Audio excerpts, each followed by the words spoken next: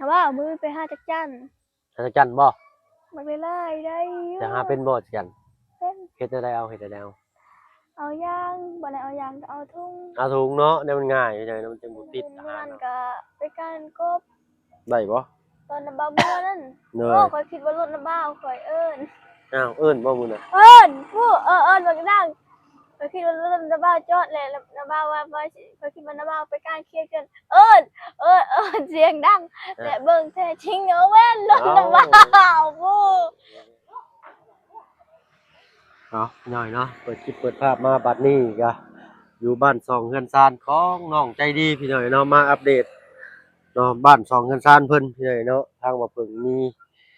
งบสมทบมาอีก 3,000 บาทพี่หน่อยเนาะอ่า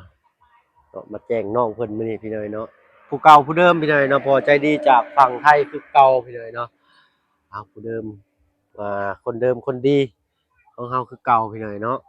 โอ้ดีอกดีใจนำน้องเพิ่นพี่หน่อยเนาะเปิดภาพมากะปักปุ่มสุ่มเย็นขนาดเลยเนาะดินดอนตอนหญ้าน้องเพิ่นก็ได้ใส่เด้น้องใจดีเฮานี่เนาะอยู่กันอยู่ซ่านอยู่บ่ล่ะบัดตอนนี้อ้อโธ่เนาะทางน่ะน้ำไหลตาอยู่พี่น้องแต่ว่าน้ำเป็นแบบน้ำฝนตกใหม่เนาะเป็นอันสีช็อกโกแลตว่าซั่นซะ สีกาแฟเนาะเอ้าเว้ากันหลายแยกกันห่างพี่น้องเนาะครับผม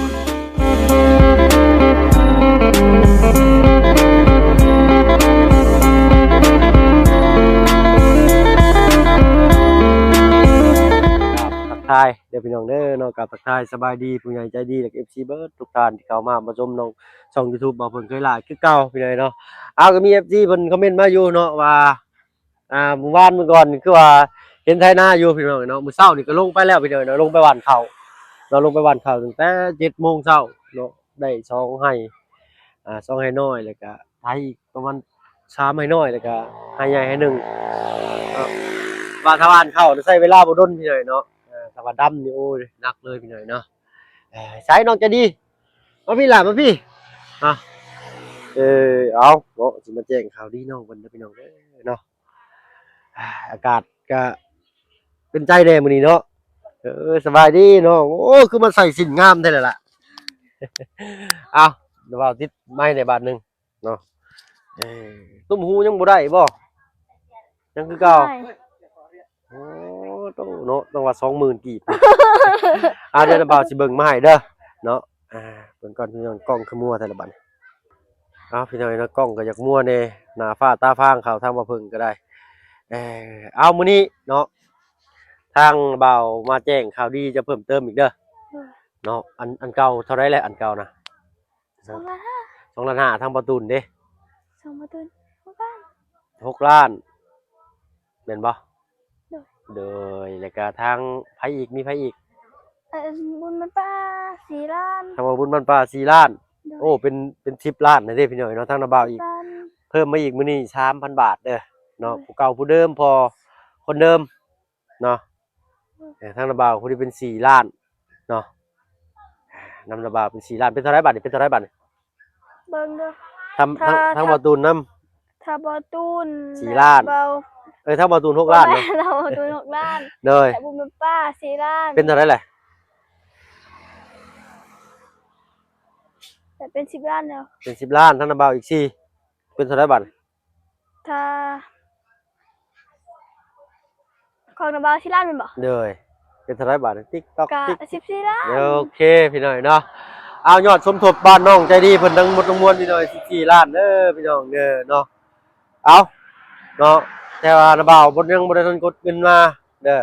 เนาะเพราะว่าทางพ่อใจดีเพิ่นฝากมาแหละเพิ่นโอนเข้าให้นาบ่าวเนาะทาง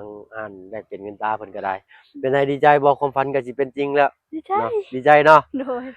พอคนดีคนเดิมเนาะเพิ่มเติมก็คือเบิ่งแย่งฮักแพงเนาะน้องใจดีหั่นแหละเด้อเนาะเอาฝากขอบคุณทั้งพ่อใจดีทั้งฝั่งไทยเพิ่นแน่ขอบคุณผู้ใหญ่ใจดีที่เงินมาให้ลูกให้หลานที่ตั้งเฮือนมาให้ลูกให้หลานขอให้สุขภาพแข็งแรงความเจ็บบ่ได้ความไข้อย่ามีปรารถนาสิ่งใดก็ขอให้ได้สิ่งนั้นขอให้อายุมันควรยืน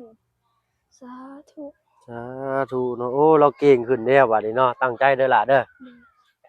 ทางผู้ใหญ่ใจดีแล้วก็ทาง FC หลายๆท่านเนาะที่ว่าได้เบิ่งคลิปเจ้าแล้วเพิ่นก็คอมเมนต์ฝากมานำว่าอยากให้ตั้งใจเรียนเด้อล่ะเด้อเนาะมื้อนั้นน่ะบ่าวเข้ามาอยู่แต่น่ะบ่าวเมื่อบ้านเลยตื่นเช้ามาเนาะมื้อที่น่ะบ่าวไปโรงงานนำเจ้าน่ะ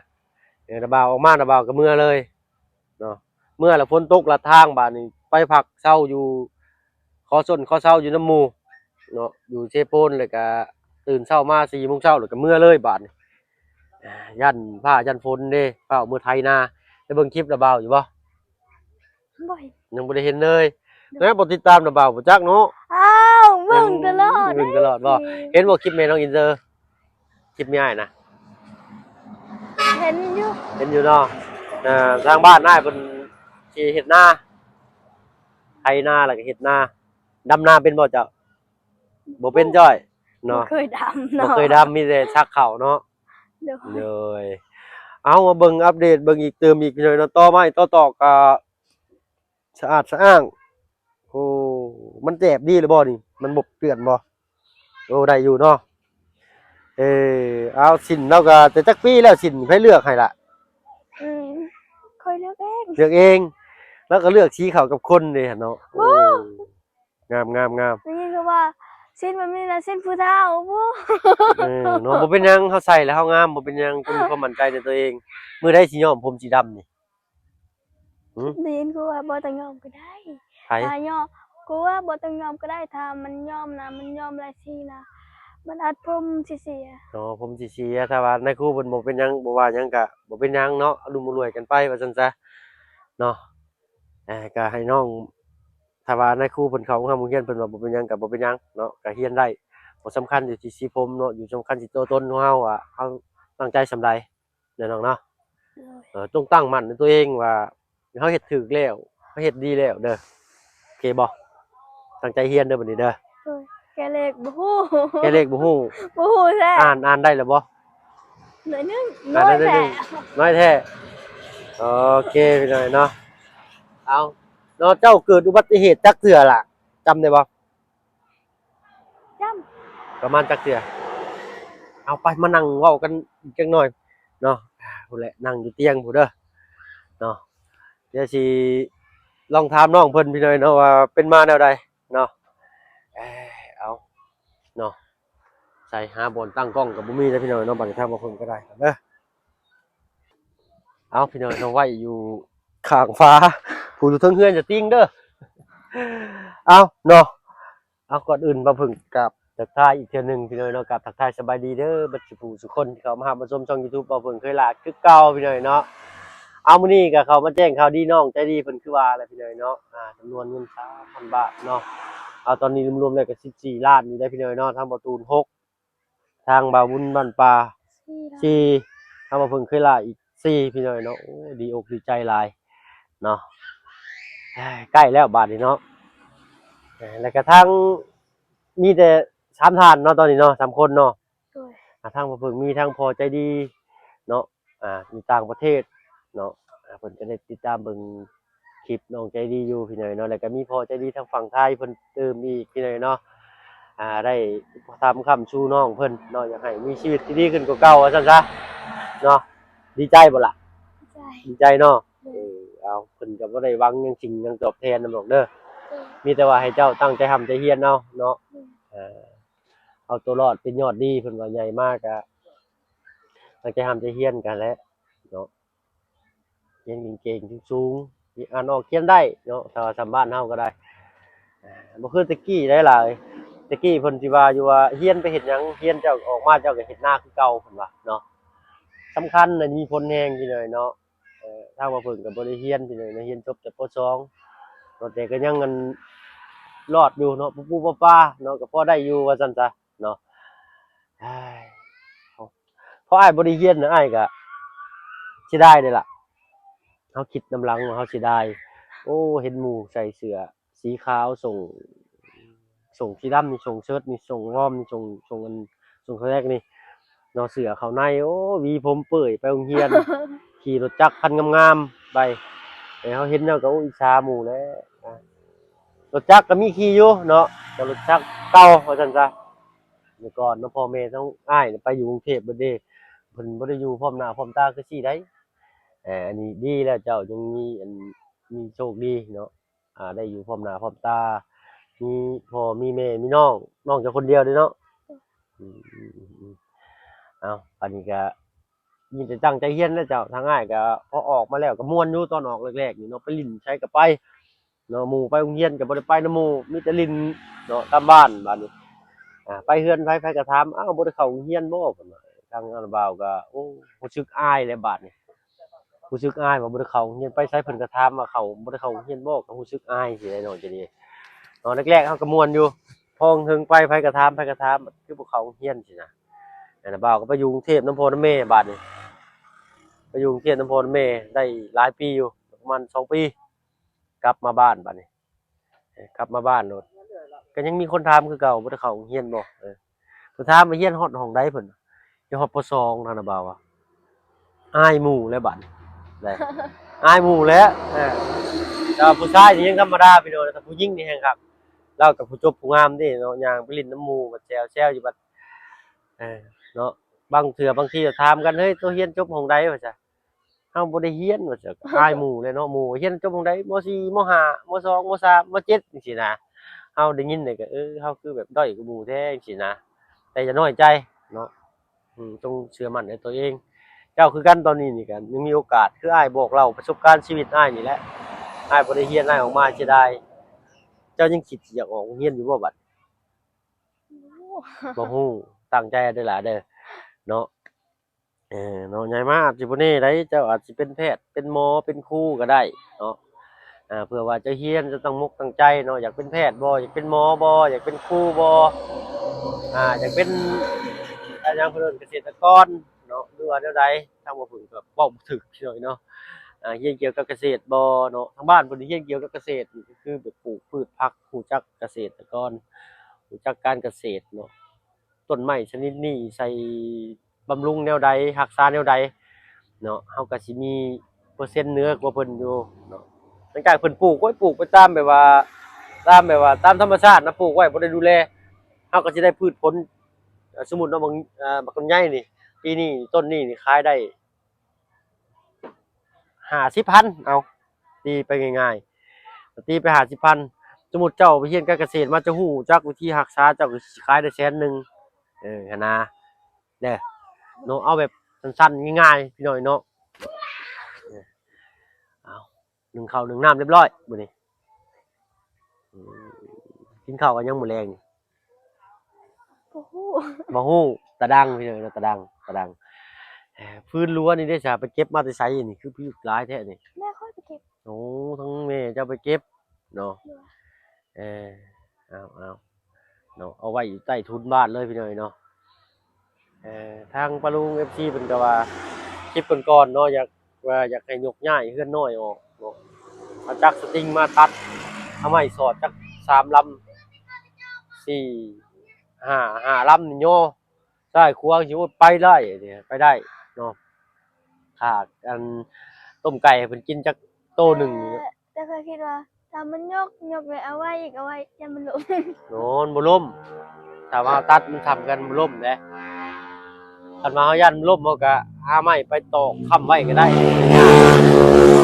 ตอกไม้ค้ำไว้ค้ำคานไว้นะเพราะว่าลมช่วงนี้ก็ย้านอยู่ได้พี่น้อยเนาะถ้าว่าตัดย่อไปบ่ล่มเลยเนาะบ่เป็นหยังก็พี่แหละเนาะเรื่องตีนสองตีนเช้ายังบ่ได้มีทีมงานแจ้งบ่ว่าผู้ใดสิชื่อหยังบ่ตุนปาตูนสิชื่อบาสาวเนาะ ด้วยเลยเอาเดี๋ยวอ้ายก็สิเบิ่งเติมอีกหน่อยเนาะว่ามีหยังเนาะขาดเหลือก็ขาดหลายเลยพี่น้องแต่ว่าเฮาสิพอซื้อหยังว่าซั่นซะเนาะค่อยเป็นค่อยไปเนาะซื้อบาเซามาแล้วก็ตั้งเซาแต่ก็ซื้อไม้คือไม้ค้างไม้เส้นนะบาดนี้เนาะประมาณเท่าใดอันนี้เสา9ต้นค่าส่งค่าสร้างอีกเนาะค่าสร้างบ่ต่ำกว่า20ปลายพุ่นแหละพี่น้องเนาะ20ปลายล้านกีบ ประมาณเกือบ30,000 40,000พู้นเด้30,000บ่30,000ปลาย40,000พู้นแหละพี่น้อยเนาะดอเนาะเอ้าค่อยเป็นค่อยไปเนาะล่ะเนาะเสียงน้ำกำลังไหลพี่น้อยสั่วส่วนหัวปะลุงได้ยินหรือบ่ นอนฟังเสียงน้ำไหลนี่รับสบายคือยังได้นี่เนาะเอาเนาะมื้อนี้มีไผแน่ล่ะเขามาหาเจ้า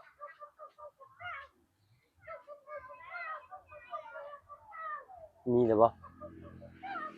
มาตูนเนาะครับ บ่ตูนกับลุงเฮิมเนาะ โดย ทางบ่าวเสียงเด้ยังเนาะ ยัง ทางบ่าวลาวสตูดิโอทางบ่าว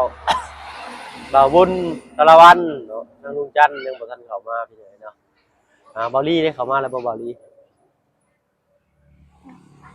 ยังยังเนาะจื้อได้เบิดบ่ทีมงานเบิดทุกคน จริง จื้อได้เบิดเลย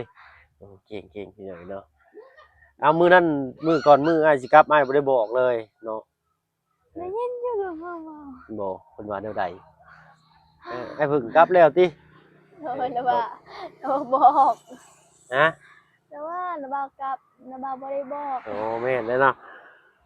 เมื่อพี่เนยเนาะถ้าว่าเพิ่งก็ออกเมื่อแต่หันปุ๊บเอาเมื่อที่โรงงานเลยก็เมื่อเฮือนเลยคือฟ้าขึ้นฝนมาฝนตกเป็นเม็ดใหญ่เลยนะเนาะก็หยุดไปเลยก็เก็บพับเสื้อผ้าใส่กระเป๋าแล้วก็เดินทางออกไปฝนนำอีกบาทนี่พักเบรกก่อนอยู่เซโปนพี่เนยจอดอยู่หันเนาะเติมบัดสิเมื่อบัด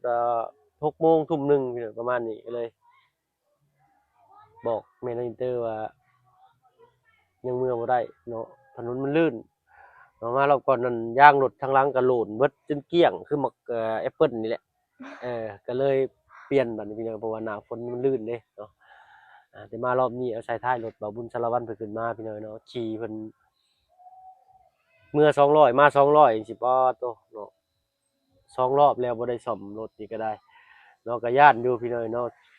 แม่นว่าดับอยู่ไสก็เป็นอยู่หั่นเลยทางว่าเพิ่นก็ได้เนาะ ถามว่าเอามือไปหาจักจัน จักจั่นบ่ มันไปไล่ได้อยู่ จะหาเป็นบ่จักจั่น เป็น เฮ็ดจั่งใดเอาเฮ็ดจั่งใดเอา เอายางบ่ได้เอายางก็เอาทุ่ง เอาถุงเนาะเนี่ยมันง่ายอยู่จังมันจังบ่ติดอาหารเนาะเฮ็ดเป็นบ่วงชิ้นบ่แล้วก็เอาถุงยางใส่เนาะเอาถุงพลาสติกเนาะพี่น้องใส่แล้วก็พับปากลงแล้วก็แนวยิบๆๆๆๆไว้เป็นบ่ ด้วย เอางิ้วใส่เป็นบ่เอานวลฝ่ายใส่ข้างในเป็นบ่ ด้วยแต่จริงค่อยเอายางชื่อ อืม เอายาง เป็นจักจั่นตำป่นนี่ก็แซ่บ อ ปิ้ง ยู่นั่นบอกได้ไล่มันอยู่นะ อยู่แถวใดหลายสุด น่าอยู่โรงงานเวียดนาม อืม เวียดก็กินอยู่แล้วให้แน่ เวียดก็กินบ่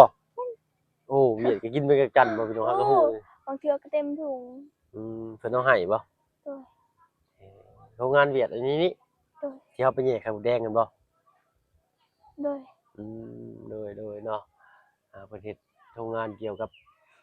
เพิ่นสิตั้งขึ้นโรงงานนี่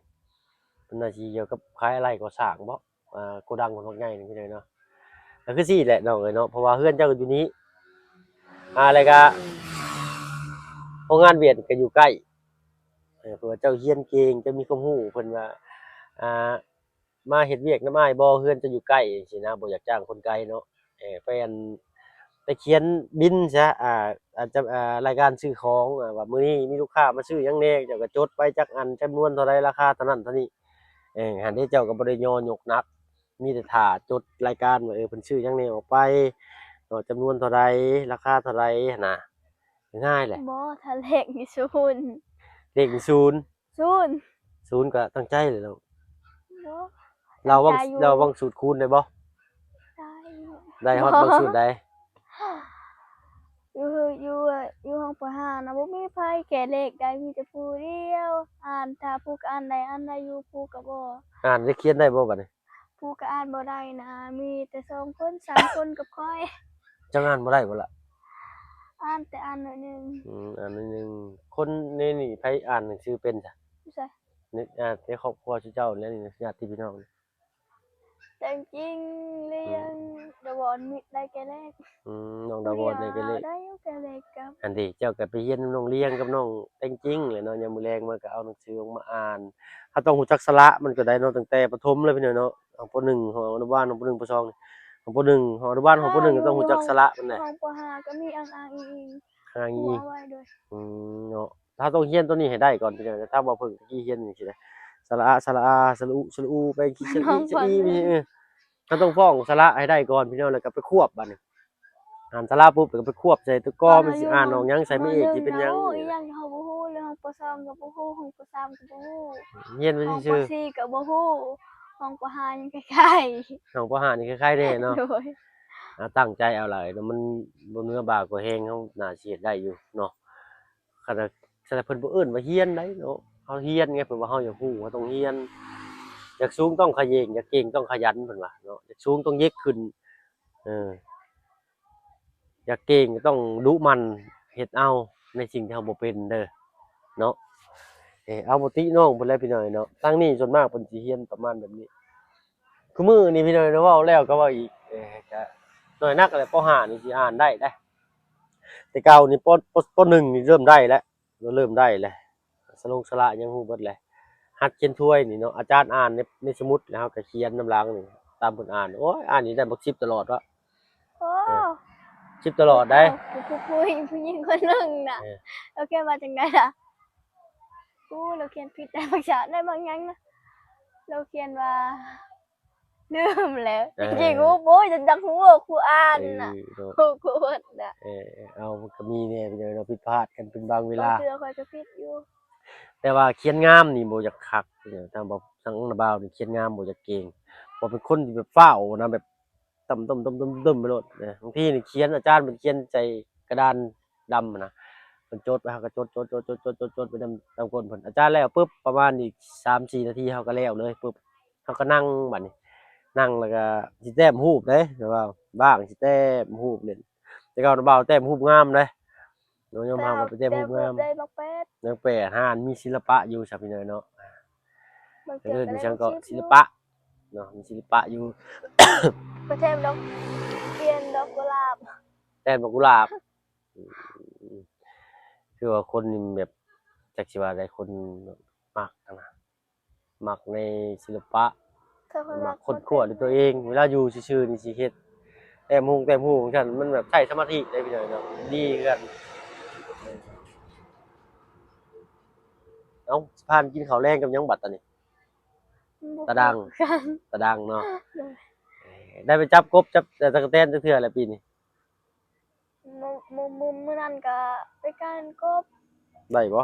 ตอนน้ำบ้าบัวนั่นเด้อโอ้ข้อยคิดว่ารถน้ำบ้าวข้อยเอิ้นอ้าวเอิ้นบ่มื้อน่ะเอิ้นผู้เอิ้นบักดังข้อยคิดว่ารถน้ำบ้าวจอดแล้วน้ำบ้าวว่าข้อยคิดว่าน้ำบ้าวไปการเคลียร์กันเอิ้นเสียงดังแต่เบิ่งแท้จริงเอาแม่นรถน้ำบ้าวผู้ บ่แม่นรถบ่าวช้ำเนาะโอ้ยเอ้คิดว่าน้ำบ้าวตามมาไปการเคลียร์ โอ้เด้อเนาะคิดว่าบ่าวสิมาไปต้องการเขียนนำโดยมื้อนั้นไปการเคลียร์มื้อนั้นข้อยได้ลาอยู่กับศาลาโรงเรียนแต่เด็กจริงน่ะได้3โต จริงๆ3แต่โตได้อยู่นี่เป็น6โตพวกมีน่ะได้6โตเด้อแต่วอนน่ะได้8โตเจ้าได้ซะ เริ่มคือกันทาลายๆนะค่อยได้โรงเรียนกับศาลาน้องพวกมี6โตน้องเงิบเป็นจักโตน้องเงิบได้10โตบ่อืเอานับใส่กันเลยเนาะแล้วก็มารวมกันก็ได้หลายได้ได้มหนึ่งพอดีได้แกงเนาะโดยแต่ค่อยบ่อยากกินก็บ่อยากโดยหากินก็เก่งไอ้น้องเพิ่นเฮ็ดเวียกเฮ็ดงานนี้คือแม่พี่น้อยเนาะว่าเฮ็ดนั่นนี่ก็คือมันเฮ็ดตัวนั้นจำใส่น้องแม่นอยู่น้องเพิ่นเป็นผู้หญิงเนาะอายุส่ำนี้ก็มักสวยมักงามแต่เวลาถึงเวลาแบบว่าถอดคราบคุมนางฟ้าออกลุยงานสินะแบบเต็มที่บ่ได้สวงสวยหัวงามลุยเต็มที่แล้วเวียกแล้วงานน้องเพิ่นก็สิไปอาบน้ำอยู่ประมาณครึ่งชั่วโมงพี่น้อยเนาะน้องจริงๆเพิ่นอาบโอ้ยน้องใจดีขอโทษขออภัยพี่น้อยเนาะ เบิ่งน้องไสมาน้องไสทาปึกโดนน้องชายเพิ่นก็มาเล่นบ่อยอยู่พี่น้องเนาะน้องชายเพิ่นก็มาเล่นบ่อยอยู่นำน้องเพิ่นเอาเนาะอ้าวก็คือสิได้เวลาสมมาประควรเนาะก็คือไอ้ว่าแหละเนาะมาแจ้งข่าวดีมื้อนี้เนาะทางว่าเพิ่นก็บ่มีหยังตอบบุญเต้นคุณทางพ่อใจดีทางฝั่งไทยเพิ่นเนาะก็มีแต่คำเว้าคำจาคำอวยพรโดยใจความเจ็บอย่าสิได้ความไข้อย่าสิมีเด้อเนาะพ่อใจดีทางฝั่งไทยให้บ่ให้พลาดม่านบ่ให้เบียดปรารถนาสิ่งใดขอให้ได้สิ่งนั้นสมดังมโนนึกเด้อพ่อเด้อเนาะที่สำคัญก็สุขภาพร่างกายแข็งแรงตลอดปีตลอดไปเนาะอ่าเนาะเบิ่งแย่งลูกหลานไปนานๆเนาะขอขอบใจพ่อใจดีทางฝั่งไทยเด้อสาธุเนาะเอาก็มีแต่ฝากกับเจ้าแลเด้อหล่ะเด้อ FC แล้วก็ผู้ใหญ่ใจดีที่เพิ่นเบิ่งเจ้าที่ว่ามักในความตัวเป็นตัวของตัวเจ้านะ เพิ่นก็ขอแค่ว่าบ่อยากได้หยังตอบแทนดอกจะได้แต่น้องตั้งใจทำใจเฮียนเพื่อตัวของเจ้าเองในอนาคตและเพื่อน้องนำแน่เพื่อพ่อเพื่อแม่พ่อแม่เพิ่นสิเฒ่าไปมื้อหน้าได้เนาะเพิ่นสิเฒ่าไปมื้อหน้าแล้วเราก็ตั้งใจแหละเนาะให้มีอาชีพเนาะให้เอาตัวรอดได้เนาะพ่อแม่นี่บ่ได้เลี้ยงเฮาจนใหญ่บ่ได้เลี้ยงเฮาจนเฮาเบิดลมหายใจเด้อพี่น้อยเนาะมีแต่เฮาแหละสิเลี้ยงเพิ่นบัดนี้เด้อล่ะเด้อเนาะตั้งใจเอาสู้ๆเนาะโอเคมื้อใดสิอ่านหนังสือให้นะบ่าวฟัง มื้อวันอาทิตย์ มื้อวันอาทิตย์โอ้วันอาทิตย์เพิ่นสิฮอดพี่น้อยเนาะบ่าวสิบ่เมื่อก่อนบ่ซั่นนี่เนาะ อ่านว่าชิมื้อบ่ จังว่าแล้วเพิ่นสิฮอดวันอาทิตย์ก็อีกจังบักหลายมื้อ อ้าวมื้อนี้มื้ออื่นมันค้าน ไปโรงเรียนคือเก่า ไปมื้อนี้บ่ได้ไป โอเคบ่เป็นหยังเนาะว่างมื้อใดก็ได้หลายวันอาทิตย์ก็จะอ่านนะบ่าวว่างจะไปโรงเรียนน่ะนะบ่าวก็สิท่าวันอาทิตย์แหละได้โอเคพี่น้อยเนาะสำหรับคลิปนี้ถ้าว่าเพิ่นน้องใจดีก็สิขอตัวลำลาก่อนพี่น้อยเนาะเอาจำนวนท่องทั่วบ้านน้องเพิ่น14ล้านตอนนี้พี่น้อยเนาะโอ้เดี๋ยวดีใจหลายขอบคุณผู้ใหญ่ใจดีและ FC เบิดทุกท่านที่คอยเป็นกำลังใจคอยซัปพอร์ตเบิ่งให้ทีมงานเบิดทุกผู้ทุกคนพี่น้อยเนาะแล้วก็มีแบ่งน้ำจิตน้ำใจมาให้น้องใจดีเพิ่นพี่น้อยเนาะเอาอยู่ดีมีแฮงเบิดทุกผู้ทุกคนเด้อเนาะไปแล้วพี่น้องสบายดีจ้าไปเฮาบาดพี่น้อยเนาะ